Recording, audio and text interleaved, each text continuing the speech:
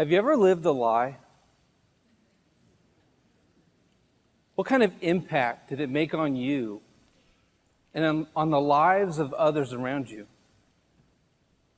For the past 20 years or so, for the better part of the last 20 years, I've been a pastor. I'm a religious man. I'm a family man, man of faith, and by admission, I'm a total hypocrite. That's right.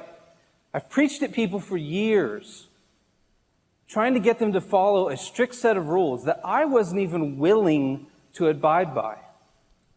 And that's not the worst part. As a pastor, I was trying my best to make a positive impact in the lives of others, but secretly I was involved in a relationship that was taking over my life.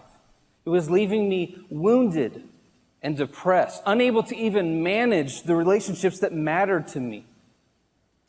So the best thing that could have happened was when I ended the relationship. So in a spirit of full disclosure, and to make things as awkward as possible, I'm actually going to read to you a few portions of the breakup letter I wrote for the relationship. It goes like this. When we first met, it was just like any new and even secret dating relationship. Lots of attention, obsession, that constant feeling of being on a high. I really couldn't get enough of you because you were always there to pick me up when I felt down. But then things changed. Even though you always were able to make me feel good physically, you had this way about you that made me feel terrible about myself inside. And then came the realization that you were lying to me. I realized you weren't even faithful to me. You were in a relationship with almost all of my friends. I was a fool to let you into my life and to believe your lies. Now, since I broke up with you, it hasn't been easy, but I've managed to get my family back, my marriage back, and most importantly, my heart, mind, and soul back. Because believing the best about myself may seem like a leap, but it is the best jump I've ever made.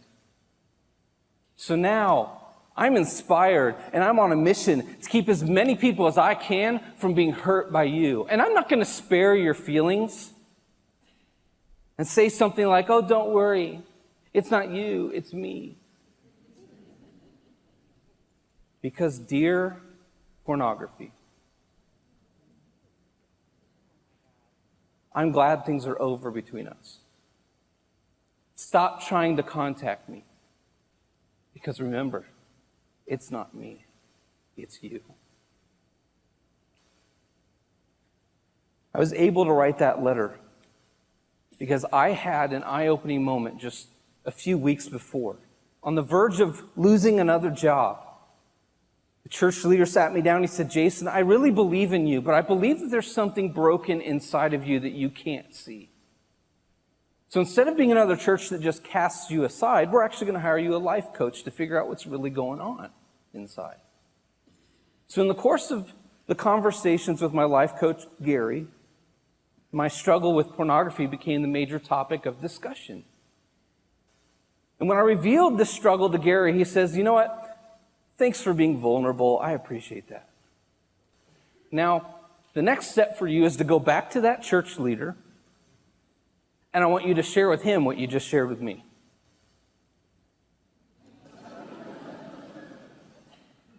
You want me to share my darkest secret with someone that I respect and I want approval from? You got to be kidding me.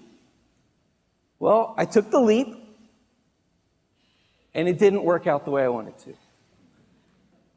I didn't get shamed, but I didn't get to keep my position either. In order to stay employed, I accepted a position at the church as a janitor for the next year. Now, the eye-opening moment was when Gary said to me, Jason, did you know that porn isn't your problem? Viewing porn is a behavior just like any other addiction. You are using porn to medicate the actual problem. Not changed my life because it shifted my attention away from the behavior to the problem.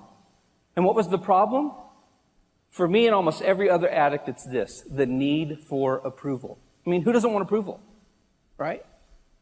But that became a problem because I could not handle rejection. When we feel rejected, we we get depressed. When we get depressed, we look for something to pick us up to make us feel better, and that is where we open the door to all kinds of addictions in our lives.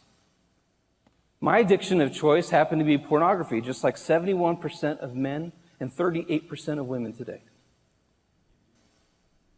And this is a dangerous addiction because it gives us an escape from reality, but also a false sense of approval. And this is the draw. We become addicted to what makes us feel approved. So my freedom didn't come from getting rid of porn, even though that was a good thing, but it came from learning how to handle rejection.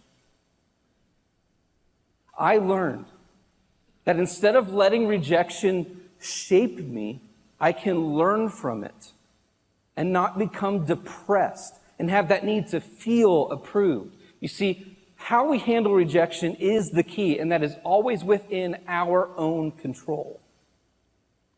So when it comes to overcoming addiction, are we looking in the wrong place? Addictions are just the symptom of a deeper problem. Maybe the cure for addiction isn't even in striving for approval. I'll leave you with this thought. Imagine what would happen if we wouldn't allow the rejection of life to negatively shape our identity. Then we could focus on the root issue. And with a little bit of humility and a little bit of vulnerability, healing takes place. And my friends, there's nothing hypocritical about that.